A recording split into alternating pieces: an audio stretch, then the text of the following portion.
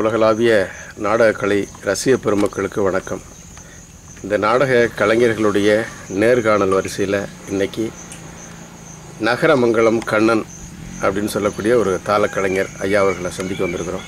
ஐயா வணக்கம். வணக்கம். வணக்கம். நல்லா இருக்கீங்களா? நல்லா இருக்கேன். ரொம்ப சந்தோஷம் ஐயா உங்களை சந்திச்சதில். இன்னைக்கு நீங்கள் வந்து எங்களுக்கு சிறப்பிச்சு ரொம்ப நன்றியா. நன்றிங்க. ஏன்னா ஐயா வந்து இப்போ இன்றைக்கி ஒரு கிட்டத்தட்ட ஒரு 40 வருஷத்துக்கு மேலே அந்த கலைத்துறையில் இருக்கீங்க. ஆமாம். அதனால் உங்களுக்கு நிறைய அனுபவங்கள் இருக்கும். இருக்கு. நிறைய ராஜபாட்டை பார்த்துருப்பீங்க, நிறைய ஸ்ட்ரீட் பாட்டை பார்த்துருப்பீங்க, நிறைய பபூன் டான்ஸ் எல்லாம் இசை கலைஞர்கள் எல்லாரையும் தெரியும் உங்களுக்கு. அதனால் மிகுந்த அனுபவம் இருக்கிறதுனால உங்கள்கிட்ட கேட்டு சில விஷயங்களை நாம் மற்றவங்களோட பகிர்ந்துக்கலாம் அப்படின்னு. நன்றிங்க. இப்போ நீங்கள் கரெக்டாக வந்து எந்த வருஷம் நீங்கள் கலைத்துறைக்குள்ள வந்தீங்க? நான் வந்து எங்கள் அப்பா பெரிய ஒரு வாத்தியார். சரி. கணபதினு அவர் சத்தியகீர்த்தி நாரதர் எல்லாம் வேஷம் போடுவாங்க.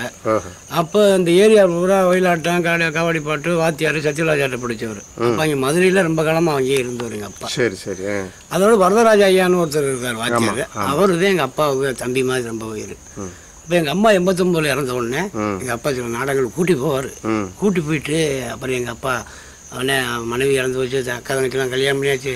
இவன் இங்கே இருக்கட்டும் பண்ணியோடனே கனார்தன வீட்டில் என்னை அங்கே வச்சுட்டாங்க. அந்த அம்மாவுக்கு ஒரு துணைக்கு போக வர போல ஒரு 6-7 வருஷமாக அவங்க வீட்டில் மொழி சாப்பாடு விட்டு என்னை வச்சுருந்தாங்க. அப்புறம் எங்கள் அப்பா வர போக இருப்பார், கொள்வார். அப்புறம் கடைசியில் எங்கள் கனகரத்தனம்மாவோட என்னை துணைக்கு போச்சுடுவார். அப்போ அவங்க வந்து பெரிய சிரிப்பாட்டு ரன்னிங்கில் யாரு? கனகரத்தனம்மா. ஆமாம், ஐயாவுடைய வைப்பு தான். சருகாரத்தில் இருந்தாங்க. அப்போ நான் இருக்கும்போது நம்ம சத்யராஜ் இறந்தார்ல, அவரும் ராஜபாட்டு படிக்கிறதுக்கு அங்கே வந்து என்னோட தங்கியிருக்காரு. அந்த லைனில் இப்படி அம்மாவோட வரிசையாக போயில ஒரு நாள் வார்பட்டு நாடகம்னு ஒரு நாடகம். அந்த நாடகத்தில் அப்போ வந்து கம்பல்சரியாக நம்பிராஜன் போட்டே ஆகணும், அதில் மாற்றம் இல்லை. அவ போட்டாலும் வரல. நான் இந்த அம்மாவுக்கு துணை போனது, அம்மா சொன்னிச்சு நீ சும்மா போடுறா, சும்மா வந்து நெல்லு, நான் பட்டி அடிச்சு விடுறேன், காவலுக்கு மாத்திரம் சொல்கிறான்னு சொன்னேன். அப்போ ஏஎஸ் தங்கன்னு ஒரு பப்புன்னு அவர் எனக்கு பவுடர் போட்டு அன்னைக்கு நம்பிராஜன் போட்டு விட்டாங்க. அப்புறம் கொஞ்சம் தாளம் போடுவாங்க. இப்படி போட்டுக்கிட்டு இருக்கீங்களா. அப்புறம் மச்சான் ஜெயம் வந்து அப்போ அவர் ரன்னிங் ஆரம்ப நேரத்தில் நான் இங்கே இருக்கேன். அப்போ காலகட்டத்தில் அவருக்கு நான் மாதம் எப்படி ஒரு 20-25 நிகழ்ச்சி 2 பேரும் ஒன்றாவே போவோம். கணேசித்தப்பா சரதாரு இவங்க நாங்கள் ஒரு கம்பெனி இப்படி நல்லா இருக்கேன். அப்புறம் பாக்கியலட்சுமி ரேணுகா அம்மா, கோமஜெயம், இப்படி பெரிய சுண்டலட்சுமா இவங்களோட நான் போய் நம்பிராஜன் போட்டிருக்கேன், நடிச்சிருக்கேன். அப்போ ஆரம்பத்தில் நீங்கள் நம்பிராஜன் தான் போட்டீங்க? ஆமாம். சரி. அது எந்த வருஷம்? அது வந்து 80 வைங்களேன். 80 கிட்டத்தட்ட 80 ஒரு 20 இப்போ 41 வருஷத்துக்கு ஆயிடுச்சு. அந்த முதல் நாடகத்தில் நீங்கள் நம்பிராஜன் போட்டிங்களே, அன்னைக்கு யாரெல்லாம் வந்திருந்தாங்க? அன்னைக்கு வந்து சொரணப்பா, கனகரத்தனம்மா, நாரதர் வந்து சிவஞானம், அப்புறம் பிட்டிமுதன் கொஞ்சம் ஞாபகம், ஏஎஸ் தங்கம்னு ஒரு பாப்போம், அப்புறம் சித்ரான்னு ஒரு டான்ஸ், அந்த நீலா இருக்குல்ல அவர் தங்கச்சி. அப்புறம் அந்த இதில் ரன்னிங் அவங்க. அதுலேருந்து அப்படியே தொடர்ச்சி ஆரம்பிச்சு. ஆமாம், அவர் இருந்து அப்புறம் நாடகம் பேச ஆரம்பித்தேன். நாடகம் ஆரம்பித்து டெய்லி ஒரு 5-6 பாட்டி மதுரையில் அனுப்பி விடுவேன். அப்புறம் மச்சான் நாடகம் முறை என்னை பேச சொல்லுவார். எந்த விஷயம்னாலும் நம்மள எல்லாமே செய்ய மாட்டார். அப்போ நான் அவர் துணையாக இருப்பேன். வரிசையாக 20 நாடகம் அவரோட கம்பல்சரியாக போயிடுவோம். அதுக்கு வந்து அப்புறம் ஆரம்ப ராஜேந்திரன் ஒரு முறைதாங்க, அவரும் அந்த லைனில் பல ஒன்றா வந்தவர். இவங்களோட போய் அப்போ நாடகம் பேசி அப்போ மச்சான்லாம் தேடி வந்தாலும் என்னை பேச சொல்லுவார். அவன்கிட்ட தான் சரியாக இருங்க, அவன்கிட்ட பேசிடுங்க, பார்ட்டியை கூட்டிப்பாங்க. இது நாள் வரை அப்படி தான் நடந்துக்கிட்டு இருக்கு. அப்போ இன்னைக்கு வந்து இப்போ இன்னைக்கு பொறுத்த வரைக்கும் நாடக அமைப்பாளராக இப்போ இருக்கு. அமைப்பாளர் தாளம் போடுவேன், சீன் கட்டுவேன். அதான் நாடக அமைப்பாளர் ப்ளஸ் சீன் தாளம். ஆமாம் இல்லையா? அதுதான் இப்போ மெயின். அது என்ன போட்டுக்கிட்டு இருக்கேன். இப்போது நாடகம் பேசுகிறீங்க இல்லையா? ஆமாம். இப்போ நார்மலாக இப்போ கொரோனா காலங்கள் தவிர்த்து அதுக்கு முன்னாடின்னு வச்சுக்கோமே, நார்மலாக ஒரு மாதத்துக்கு எத்தனை நாடகங்கள் பேச முடியும்? அதாவது நான் ஒரு 20 நாடகம் 25 நாடகம் என்னை தேடி வந்து பேசுவேன். சரி. அது கஸ்டமர் பூரா என்னை தேடி வருவாங்க. நடிகர்களும் கூப்பிடுவாங்க, ஏஜென்ட்டும் கூப்பிடுவாங்க, எல்லாருமே கூப்பிடுவாங்க. அவங்களோட தொடர்பு நான் ஒரு 40-50 இடம் வச்சதுனால நம்மளும் எல்லாமே செய்ய மாட்டாங்க. வருஷத்துக்கு மினிமம் ஒரு 100 நாடகம் நான் காண்டிட்டு பேசுவேன். வருஷத்துக்கு அது கம்பல் கூடவும் குறையில, மினிமம் 100 நாடகம் பேசுவேன். இன்னும் அந்த இது நம்மளை தேடி வர பண்ணுற மாதிரி பண்ணிட்டு 3 சங்கத்திலையும் போடுவேன். 3 சங்கமும் நம்மளுக்கு எல்லா சங்கமும் நம்மளுக்கு நார்மல் கண்ணனா ஒரு மரியாதை நம்மளா தேடி எனக்கு வச்சு நாள் வர அப்படி தான். இப்போ நாடகம் அமைக்கிறது இல்லைங்கய்யா, இப்போ பொதுவாக ஒரு ஊரில் வந்து நாடகம் புதுசாக போடுறாங்கன்னு வச்சுக்கோங்களேன். சரி. அவங்க கேட்பாங்க, எடுத்தோடனே என்ன கேட்பாங்கன்னா, இப்போ வள்ளித்திரம் நாடகம் போடணும்னா எவ்வளோ ஆகும் அப்படின்னு ஒரு கேள்வி கேட்பாங்க. ஆமாம் ஆமாம். இப்போ இந்த எவ்வளவு ஆகும்னு ஒரு ஃபிக்ஸ் பண்ணுறோம்ல ரேட்டு. ஆமாம். இது எதன் அடிப்படையில் நம்ம ஃபிக்ஸ் பண்ணுறது, எப்படி பண்ணுறீங்க? அதாவது ஒரு நடிகருக்கு இவ்வளோ சம்பளம்னு தெரியும், நம்மளுக்கு லேடிஸுக்கு தெரியும்.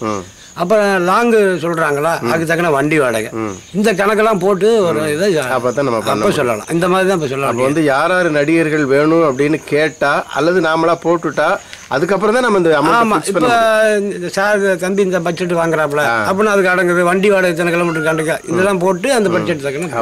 அப்போ அவங்க வந்து ஒரு 1000 குறைப்பாங்க, நம்ம இந்த மாதிரி தான் நடக்கும். அப்படி தான் பண்ணணும். அதனால வந்து இப்போ வள்ளி திருமண நாடகம் அப்படின்னு எடுத்துக்கிட்டா கூட இடத்துக்கு இடம் அந்த ரேட்டு மாறுபடும். கிலோமீட்டர் அந்த இதுக்கெல்லாம் கணக்கு பண்ணலாம். ஆமாம், இதுதான் இப்போ கணக்கு. அதுதான் கணக்கு. ஆமாம்.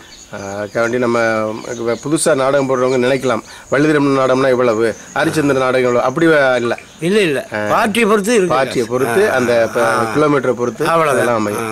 இப்போ குறிப்பிடாமல் ஒரு நாடகம் போடணும், ஒரு அதுக்கு தக்கன போடலாம். குறிப்பாக வரும்போது தம்பி மயிலுக்கு தான் வேணும்னு கேட்கும்போது அப்போ நீங்கள் ஒரு பிக்சட் வச்சுருப்பீங்க, அதை நம்ம கொடுக்கணும். இந்த பட்ஜெட்டு அதெல்லாம் கணக்கு பண்ணணும். இப்போ நீங்கள் வாழ்ந்த காலங்களில் ஒரு பெரிய மறக்க முடியாத கலைஞர், மறைந்த கலைஞர், இப்போ இல்லை அவர், அவரை நினச்சா இன்றைக்கும் அப்படியே மனசு உருகிற மாதிரி அவருடைய நடிப்பு திறமைகள் ஏதோ ஒரு வகையில் உங்களுக்கு பிடிச்சிருக்கும். ஆமாம். அப்படிப்பட்ட ஒரு கலைஞர் யார் உங்களுக்கு? அதாவது அப்படிப்பட்ட கலைஞர் அப்போ வந்து நான் கேள்விப்பட்டிருக்கேன். சொக்கலிங்கம், அம்பலத்தேடு ராமையா, பழையப்பட்டு ராமையா, இவெல்லாம் பார்த்துருக்கேன், நாடகத்துக்கு போயிருக்கேன். அப்போ நான் தாளம் போடலை. அப்போ அவங்க வந்து ரன்னிங்கில் இருந்தவங்க. அதுக்கு பின்னாடி வந்து கலைமணி அண்ணன், பிரசாத், ரவிகாந்த் எல்லாரும் எனக்கு பிடிக்கும். இருந்தாலும் நான் வந்து ஈர்ப்பை மறக்க முடியாது, என்னை பிள்ளை மாதிரி வளர்த்து எல்லாம் செஞ்சவர் ரவிகாந்த். நாங்கள் எல்லாம் ஒரே கம்பெனியாக இருக்கோம். அதாவது யாரையும் நம்ம வெறுக்கிறது இல்லை. இல்லை, ஆமாம், எல்லாரும் வேணும், எல்லாரையும் பிடிக்கும். இருந்தா கூட நம்ம வாழ்க்கையில ரொம்ப ஈடுபாடா ஒரு நெருக்கமா அப்படி சொல்ல போனா ஒரு ஆள் இருப்பார். அது அவர். அதுக்கு அடுத்து மாமா இளையராஜா, 2 பேரும் நம்ம ஒரே தட்டா போட்டு அப்போ சின்னக்கல்ல வீடு வைக்காத வீடு. ஜெயா, ஜெயா, நான், அசோகன் எல்லாருமே கூட்டி போவாங்க. கூட்டி போய் வீட்டில் சாப்பாடு போட்டு அப்படி ஒரு பொருள் வேட்டு பொறுமை இருக்காது. இப்போ நீங்கள் நாடகம் அமைச்சு கொண்டு போகிறீங்க இல்லையா? ஆமாம். ஒரு நாடகத்தை ஏற்பாடு பண்ணி ஆட்களை பிடிச்சி அவங்களுக்கு கால் பண்ணி உங்களை கால் பண்ணி அதை ஒன்றிணைச்சு கொண்டு போய் நாடகம் துவங்குறது வரைக்கும் என்னென்ன சிரமங்கள் அனுபவிக்கிறீங்க? அதாவது ரொம்ப கஷ்டங்கள். அதாவது அதனுடைய ஈடுபாடு இருந்தது. இப்போ ஒரு சமயத்துக்கு எனக்கு நிறைய தெரிஞ்ச ஒரு 4-5 கூட அனுப்புவேன். நான் ஒரு ஊருக்கு போயிட்டு இன்னொரு பாட்டிக்கு செட்டப் பண்ணி இப்படிலாம் அனுப்புவேன். இதெல்லாம் மிஸ்ஸிங் ஆகாமல் போகிறதுக்கு அது பெரிய ரொம்ப சிரமங்கள். 6 மணிக்கு கூட முடியலைன்னு சொல்லுவாங்க. அப்போ நம்ம ஒரு ஆளை தேடணும். இப்படிலாம் பல சிக்கல் இருக்கு. அதில் சிரமப்பட்டு கரெக்ட் பண்ணி நான் அந்த இன்வால்வ் பண்ணிக்கின்னு அந்த இடத்த பூர்த்தி பண்ணுறதுக்கு ரொம்ப சிரமங்கள். அது பட்டா தான் அந்த லைனை கொண்டாடணும். இதை நான் பண்ணிக்கிறேன். அதனால நம்ம நம்பிக்கையில் மயில அண்ணன் சொன்னால் கரெக்டாக வந்துருமே, அந்த இடத்துல நம்ம நம்பிக்கை விட்டக்கூடாதுன்னு அந்த மூவ் சிரமங்கள் இருந்தாலும் அது சிரமப்படாமல் பண்ணிடுவேன். இப்போ ஒரு நாடகத்தை அமைக்கிறதே சிரமம். ஏன்னா ஒரு நாடகத்துக்கு 10 கலைஞர்களை தயார் பண்ணணும். அதுக்கப்புறம் அந்த வண்டிக்காரரை தயார் பண்ணணும். சங்கத்தில் உள்ள அந்த ஒரு ப்ரொசீஜர் இருக்கும், இப்படிதான் பண்ணணும் அப்படின்னு இருக்கும். அதுகளை நம்ம சரி பண்ணணும். இதெல்லாம் பண்ணிட்டு ஒவ்வொருத்தருக்கா கால் பண்ணி எங்க வர்றீங்க. அது பெரிய ரொம்ப ரியல் சார், ரொம்ப சிரமம். அதில் பண்ணணும். ஏன்னா உங்கள்கிட்ட நம்ம கிராமத்துக்கு நல்ல நடந்துக்கிறோம். அவங்களுக்கு டோட்டலா ஒரே மாதிரி தான் பேசுவாங்க. என்ன சுச்சுவேஷன்லாம் தெரியாது. அப்போ இந்த வந்துட்டு அந்த சொல்லுவாங்க. இப்படிலாம் பல மாதிரி இருக்கு. அதையும் செமிச்சு அதை கரெக்ட் பண்ணி அந்த இடத்துக்கு போறதுக்கு நம்ம ரொம்ப சிரமப்பட்டு கொண்டு வரோம். ரொம்ப சிரமமான இதுதான் பண்ணிட்டு பேசி சமாளிக்கணும், அவங்கள ஒருங்கிணைச்சு கூப்பிடணும். அந்த அதுக்கடையில ஊருக்காரங்க ஃபோன் பண்ணிட்டே இருப்பாங்க, ஐயா எங்க வர்றியா, டைம் ஆயிட்டு இருக்கு, எங்க வர்றீங்க. ஆமா, அந்த ஒரு இதெல்லாம் பட்டினாப்பட்டி நத்தம்பக்கம் போனோம். அந்த கொஞ்சம் லேட்டா போச்சுன்னு சொல்லி உடனே 6 மணி அங்கே பேர் சொல்றாங்க. அவங்க போய் சாப்பிட சொல்லிட்டாங்க. நான் அந்த நேரத்தில் சீனை கட்டி அந்த டயத்துக்குள்ள ஆரம்பிக்கணுமே, அப்புறம் கூட போய் சாப்பிட்டுக்கிறேன். இந்த மாதிரிலாம் சிரமங்கள். சீன் கேட்டவங்களுக்கு இதுல ஒரு பெரிய சிரமம். ஏன்னா அதுதான் அவன் ஒரேபடியாக கத்துறவன். என்ன செய்யுது, நம்ம சாப்பிட்டு நம்ம ஊரில் பல மாதிரி பேசுவாங்க. எல்லாம் உச்சலமட்டி எல்லா ஏரியாவும் போனவன். அதுக்கான நான் கொஞ்சம் டீல் பண்ணி அந்த பக்குவத்தில் நடந்துக்கிறேன். அதை பிரச்சனை இருந்தாலும் எதையும் சமாளித்து பண்ணி கொண்டு வந்தது. அந்த ஒரு அனுபவங்கள் நீ சொன்னியல்ல, அந்த அனுபவங்கள் இருக்கு. இப்போ மச்சானே ஜெய மச்சானே ஒரு ஊரில் நாடகம் என்னையத்தான் போய் சொல்லுவார். வண்டியில் இறங்கிட்டு போக மாட்டார். நீ போயிட்டு வா மாப்பிள்ள, நான் எனக்கு அந்த பக்குவம் பேச தெரியான்னு ஓயாமல் சொல்லுவார். அந்த இது அவர் ஒரு அந்த மாதிரி இந்த இதெல்லாம் அவருக்கு பிடிக்காது. நீ போயிட்டான்னு சொல்லிடுவார். நான் கூட கூப்பிடுவேன் வாங்கன்னு. நான் வரல, நீனே போய் வாங்கிட்டு வான்னு சொல்லுவார். அந்த மாதிரி தான் நடந்துக்கிட்டோம். அப்போ ஒரு நாடகத்தை அமைச்சு கொண்டு போறதுக்கே அவ்வளோ சிரமம்னா ஒரே நாளில் ஒரு 4-5 பார்ட்டி 4-5 ஊருக்கு அனுப்ப வேண்டியிருக்கு, நம்மளை நம்பி ஒப்படைச்சிட்டாங்க அப்படின்னு சொல்லும்போது அனுப்பியிருக்கேன், சிரமப்பட்டிருக்கேன், ரொம்ப கஷ்டம். ஒரே நாளில் அதிகபட்சமாக அவங்க லைஃப்பில் ஒரே நாளில் எத்தனை நாடகம் அனுப்பியிருக்கீங்க? ஒரே நாளில் வந்து ஒரு 10 நாடகம் அனுப்பியிருக்கேன். 10 வரைக்கும் அனுப்பியிருக்கேன். அன்னைக்கெல்லாம் எவ்வளோ கஷ்டம், சிரமம். இந்த ஃபோனே அட்டன் பண்ண முடியாது, பண்ண முடியாது. பல இது அப்போ வந்து காலையில் 6 மணிலேருந்து அதை வார் பண்ணிக்கிட்டே இருக்கணும். அந்த லைன் இந்த லைன் போய் அப்போ நம்ம ஒரு ஊருக்கு போயில ஒரு 9 மணிக்கு வந்துட்டாங்களா அப்படின்னு சொன்னாதான் நம்மளுக்கு மனது. இல்லைன்னா அங்கே இருக்கிறவங்ககிட்ட நம்ம வந்துடுவான்னு சொல்லிட்டு வரோமா, அவங்க நம்மளுக்கு ஃபோன் அடிப்பாங்க. ஆமாம், அது பல இது, அது ரொம்ப சிரமம். நம்ம கரூர்லேருந்து வரவங்களும் திடீர்னு வகுத்து வலிக்குது ஆன்லைன் சொல்லிடுவாங்க, வரமாட்டாங்க. இதுக்காண்டி பயந்துக்கிட்டே பெரும்பாலும் சில இதுகளை நம்ம தெரிஞ்சதாக போட வேண்டியாரு, அப்படி போட்டுக்கிடுவேன். இல்லாத பட்சத்துக்கிட்ட அது அதில் யார் நல்லவனோ கூட்டு வரானோ அவனை பார்த்து கொடுப்பேன். இப்போ ஒரு ஒரு நாடகம் அமைச்சாச்சு, ரெடி பண்ணியாச்சு, சரி இந்த கலைஞர்கள் தான் அப்படின்னு போட்டாச்சு. கடைசி நேரத்தில் வரலன்னு சொல்லிட்டாரு. அது அவருடைய சூழ்நிலை, ஏதோ ஒன்று இருந்திருக்கும், அது வரலன்னு சொல்லிட்டாரு. அந்த மாதிரி நடந்து சிரமப்பட்டு இந்த ஊருக்கு போய் சேர்த்தேன், சேர்த்தக்கு அப்புறம் தான் உசுறு வந்துச்சு அப்படிங்கிற மாதிரி சம்பவங்கள்லாம் நடந்திருக்கும், நிறைய நடந்து. அதில் ஒன்று சொல்லுங்களேன். அதாவது அப்படி சொல்ல போனோம்னா நிறைய சொல்லலாம், யாரையும் நம்ம பாதிக்கிற மாதிரி சொல்லலாம், பாதிக்கல, நிறைய சொல்லலாம். இப்போ சமீபத்தில் நடந்ததை வச்சு சொல்கிறேன். அதாவது முஸ்டகுச்சின்னு ஒரு நாடகம் சமூகராஜா என்கிட்ட கொடுத்துட்டாப்புல, சிவன்ராத்திரிக்கு மறுநாள். அப்போ திலகவதி ஸ்ரீபாட்டு போட்டது, அதுக்கு வந்து முடியலை, இயற்கையாகவே முடியலை. அது மேலே தப்பு இல்லை, வர முடியலை. 6 மணிக்கு ஃபோன் பண்ணது, கமுதி பக்கம் போகணும், காரைக்குளந்து போகணும். அப்போ பார்ட்டி இல்லை, இது 6 மணிக்கு பண்ணோம்னா என்ன செய்யலாம், எல்லாருக்கும் நாடகம் இருக்கு. அப்போ நாடகம் நிற்கிறது கமுதி ஏரியா. அப்புறம் என்ன செய்யுதுன்னு சொல்லி அப்புறம் சங்கத்தில் இருந்து லெட்ரு வாங்கிட்டு நம்மளுக்கு வேண்டிய கொஞ்சம் பழக்க வளத்தில் வேங்காதேவின்னு ஒரு சிரிபாட்டு, அதுக்கு ஃபோன் பண்ணேன். அது சொன்னிச்சு 6 மணிக்கு நான் மறுபடியும் எப்படிப்பா வர்றது அப்படின்னு சொல்லி. இல்லைப்பா நாடகம் நின்று போயிடறேன், வேறு வழி இல்லை, நீ எப்படியா மானாமரம் வந்துரு, ஒரு 8-8:30 கூட வந்தாலும் நாங்கள் ஊருக்கு போயிடறோம்ப்பா அப்படி சொன்னோன்னா ஒன்றும் சொல்ல முடியாமல் சில பேர் திடீர்னு கூப்பிட்டா ஆள் இல்லாமல் கூப்பிட்றான்னு வேற மாதிரி கதை சொல்லி செஞ்சிருவாங்கல்ல. அதில் ரொம்ப சிரமப்பட்டு அப்புறம் கூட்டி போனோம். ஒரு பெரிய மனசு பண்ணி வரணும், அது ஒரு இது நம்ம பழக்கத்தில் வந்துச்சு. அப்புறம் சங்கத்தில் லெட்டர் வாங்கிட்டு போனோம். அப்புறம் அதை என்னன்னு சொல்லிட்டு சொல்லி அந்த இடத்த அந்த நிரப்பிருச்சு. இப்படி எல்லாம் நிறைய இருக்கு, சொன்னா பெரிய கதையை சொல்லலாம், 3-10 நாள் கூட ஆகும். 40 ஆண்டு காலமா இருக்கு, அது சாட்டா சொல்றேன். உதாரணத்துக்கு ஒன்று சொல்லிக்கிட்டோம். ஆமா, அவ்வளோ இப்படிலாம் அவ்வளோ சிரமங்கள், நிறைய சிரமங்கள். இப்போ அப்பா ஒரு கலைஞர் இல்லையா? ஆமா, அப்பாவை பற்றி கொஞ்சம் சொல்லுங்களேன். எங்கள் அப்பா வந்து அவர் வந்து பெரிய கலைஞர், பெரிய வாத்தியார். அதாவது நயினார்வேல் சத்தியவேலாச்சாரின்னா பெரிய ராஜபாட்டு கேள்விப்பட்டிருப்பேன். நயினார்வேல் சக்திவேலாச்சாரி, அவர் பெரிய ராஜபாட்டு. அப்போ வந்து 3-4 நாடகம் எங்கள் அப்பா வந்து அவருக்கு சிஷியனாக இருந்தார். அவருடைய விவரம் பூரா எல்லாம் தெரியும், நாகரிகத்தை பற்றி தான் பாடுவாங்க.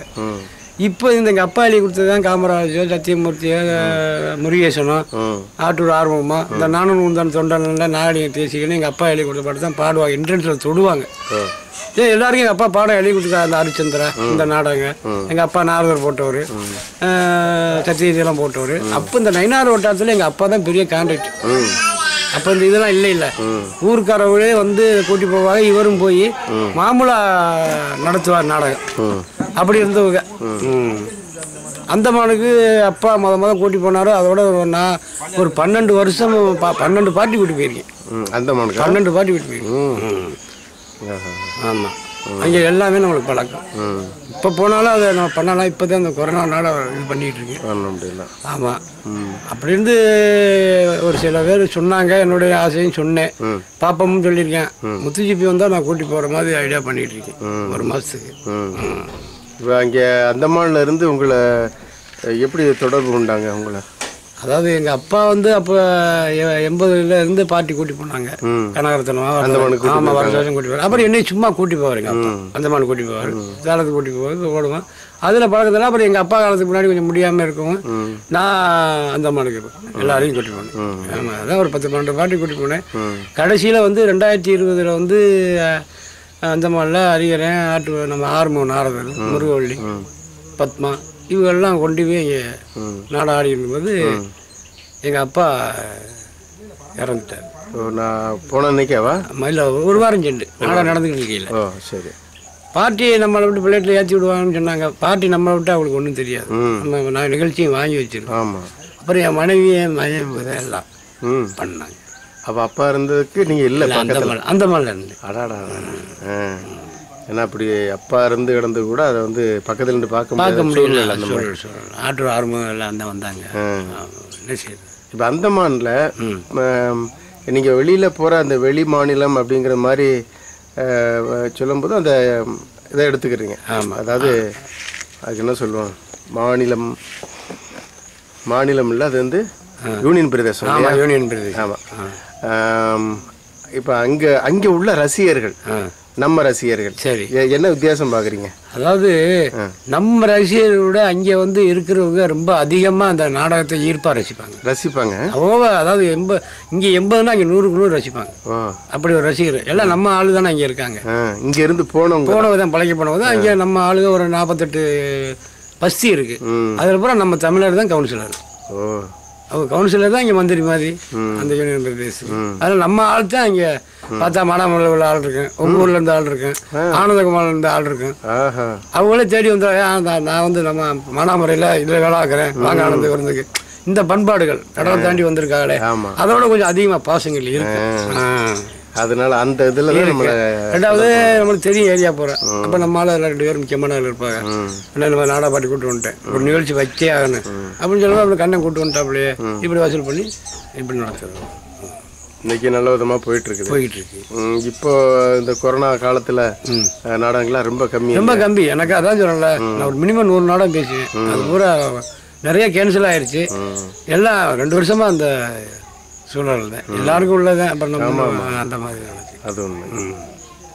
இப்போ தாளக்கலைஞராக போகிறீங்க இல்லையா? ஆமாம். நீங்கள் நாடகம் அமைக்காமல் தாளக்கலைஞருக்கு மட்டும் அந்த மாதிரி சீன் தாளம் அப்படி கூப்பிடுவாங்க இல்லையா? ஆமாம். அந்த மாதிரி கூப்பிட்டு போன நாடகங்களை பற்றி கொஞ்சம் சொல்லுங்களேன். அப்படி இல்லை, நாடகத்துக்கு நான் போயிருக்கேன். ஒரு ரத்னாமணிலாம் இப்போ வந்து வரிசையாக இப்போ கான்ட்ராக்ட் பேசி என்னை தான் போகும், தனியாக போட்டு போகும். ஆமாம். அப்போ வந்து ரத்னாமணியும் நல்ல அப்போ ஸ்டார் இல்லை, ரேணுகா